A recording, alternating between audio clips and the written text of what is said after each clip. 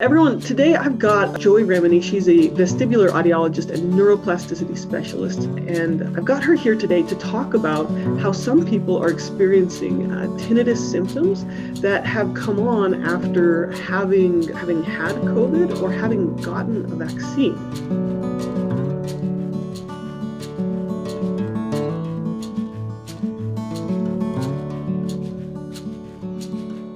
This video is sponsored by Noom, a health and wellness program that focuses on teaching you the psychology behind building healthy habits.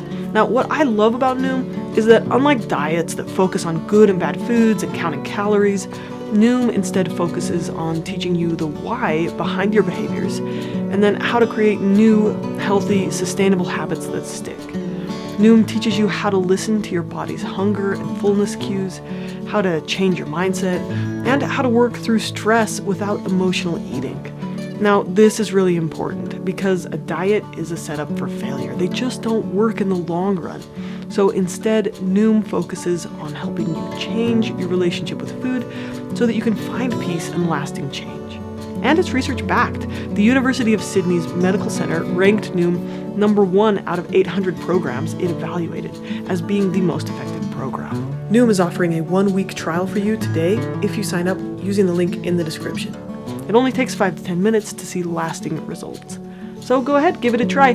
Click out the link below to take your health survey and start your custom program today. Some people are experiencing tinnitus symptoms that have come on after having had COVID or having gotten a vaccine. Is that something you're seeing a lot of? Yeah, I'm getting people calling in, they're distressed, they're freaking out, they're like, no one can explain this. And I have these distressing tinnitus sounds in my ears, in my body, and it's after getting COVID or after getting the COVID vaccine. So yes, we are seeing this, and the moral of this video is to say it's nothing to be distressed about. It is a change to your body. And when we experience any virus or any vaccine, our immune system is responding. There are changes within our biological system, and any change within our biology changes the way our body produces sound. And these are healthy sounds, healthy body sounds, which usually we just phase out and filter out and tune out because they're not important to us. And the number one way tinnitus starts, so tinnitus is the sounds in the ears or the head that nobody else can hear. They're the internal sounds. They're private. It usually starts with a head cold, a nasal cold, or some kind of sinus infection, or people get their ears syringed out by the doctor, and there's changing uncomfortable sensations and sounds around the ears, and then they kind of focus there, and then they check in there, and then they monitor there, and then for the next week they're like, is it still there? Is it still there? So there's even some people get tinnitus just when a friend talks about it. They're like, oh, okay, I've never noticed sounds in my ears, and then they start going, do I have it? So it's like this shift in awareness of background sound that's actually always been there, and it's healthy. That can then shift from being in no man's land in the back of our brain, where we don't notice it, so it essentially doesn't exist, and then it shifts through our attention filters and suddenly is like right there. So it could be pinging, it could be popping, it could be clicking, it could be squishing, it could be static, roaring, it's all normal. Whatever you hear is your inner body sound. And so for people who've experienced COVID, they've had these huge changes to their biology, their immune system's working overtime, their vital organs are working more strongly. And if you think about any mechanical system, whether it's a car, a dishwasher, a washing machine, anything, there's sound that is produced through that mechanical process, through moving parts. And the biological mechanisms also have lots of moving parts, lots of fluid moving. There's joints and bones, but at a micro level, there's lots of neurological movements. And our immune system is sending immune messages up and down the body, working really hard to keep us safe and to help us heal. A byproduct of that is an increased amount of sound. Then, if you add onto that just regular, normal immune response, an intense attention to the sound, a distrust of the sound, a dislike of the sound, a confusion of the sound, and a feeling of I'm abnormal, I shouldn't hear this, nobody can explain it to me, I didn't hear this last week. Why am I suddenly hearing it now? I didn't have this when I was a little girl. Why am I hearing it now? This must be a sign COVID's getting worse. This must be a sign I'm a weak person or I'm sick or something. So all of these questions are A, unhelpful, and B, inaccurate. Your body sound is normal. It's okay to hear tinnitus after COVID. It's okay to hear tinnitus after a COVID vaccine. So the best thing to do about it would be A, get education on what tinnitus is. And I would probably say read my book I just wrote for that very reason. There's not many reliable resources out there for tinnitus. And that's why I wrote this book, Rock Steady. You can learn about your anatomy, you can learn about your brain, you can learn about how the neurons communicate to the brain and what you can do to actually rewire the mapping of your neurons, change what your body's hearing and sensing, change what your body's feeling, and you can adapt to a completely new normal. What does that mean? It's reversible. You might have tinnitus today. That doesn't mean you'll have it for a week or a year or a month. You can change your brain and you can change the way those sounds manifest and the way those sounds perpetuate. The worst thing we can do is worry about it, talk about it, focus on it, try and get rid of it, right? So start with education, learn about it, learn to not be afraid of it. And if you feel like you want to use neuroplasticity to develop a new normal and go back to a new sense of peace, calm, confidence, and ease in your body, you can simply do that by having a daily practice that teaches how to remap your body, how to remap your brain. You're in control of the process, and neuroplasticity is like any skill that you can learn. So for a lot of people, this is the first time they're really noticing their tinnitus or the first time they're really experiencing it. And it makes them wonder, what's the matter with me?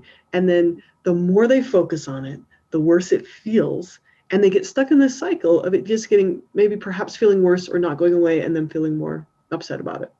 So most people have been given zero education about what to do about tinnitus. They just don't know that there are practical skills they can use to learn to heal from tinnitus. And to be honest, that includes doctors and even audiologists. A lot of health professionals have not chosen to specialize in tinnitus and what it is and what to do about it. So because that hasn't been their kind of educational choice, they're like, oh, well, there's nothing you can do, live with it, because that's, for them, that's their reality. But that's the only skills they know. That's the only skills they're aware of. Correct. Well, I was going to say, in order to override, so surrender and acceptance is kind of like one step. That may not be everything to completely overcome the tinnitus, right? But it's super important. The next step would be saying, well, what I don't want to feel and hear the tinnitus all day long. I need something else to focus on. I say to people with obsessive compulsive disorder, use that as a skill that benefits you. Get obsessive about feeling calm. Get obsessive about feeling at ease and connected and peace in your body, and focus on that every day and every moment of the day, and obsess over that. So that's what your brain actually puts more energy and more neural patterning and neural firing into.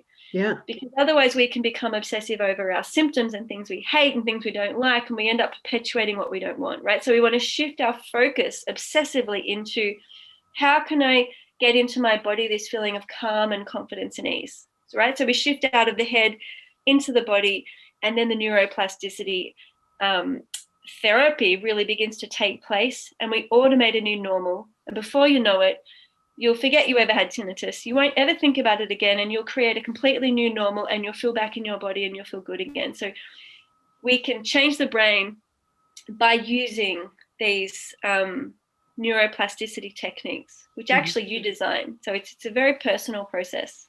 Yeah, and that's such an uplifting message, because each person has an innate ability to heal, and experiencing a new symptom or a new sensation like tinnitus can be really alarming. But what you're describing is basically this experience of a new sensation of tinnitus can be a pathway to learn a bunch of new skills that can heal your relationship with yourself and with your other sensations as well. And there are some really practical skills that you have free resources for in your website and in your book. Simple things that people could even practice in probably if they did 15 minutes a day of a body scan, would that be helpful? That will be plenty. I often recommend start with So 5 minutes of your chosen neuroplasticity exercises 3 times a day is like a nice kind of beginner's way to just dive into the process if you're really new to this. But I've had chronic tinnitus. Obviously, a lot of my clients have that come and see me, and they not only overcome and heal the tinnitus, they get better knowledge of themselves and more loving kindness and respect towards themselves. Their entire relationship to life changes. And so I feel like neuroplasticity forces us into non-judgment, self-compassion, self-kindness, acceptance, surrender, and really allowing life to flow in the direction that we choose. We take back so much control by letting go. It's like, it is paradoxical. Well, that's awesome, and I think that gives a lot of hope to people who are experiencing these sensations, maybe for the first time or noticing them for the first time. So some really practical steps are things like get educated from a good source, where like your book or other resources that offer some hope, that don't just tell you this is there's nothing you can do about it, because they don't know what there is to do about it.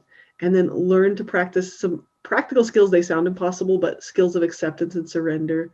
Learning to get into your body with the body scan, practicing loving kindness, and then some of these other neuroplasticity exercises. These can all help with this process of resolving those, the discomfort around tinnitus.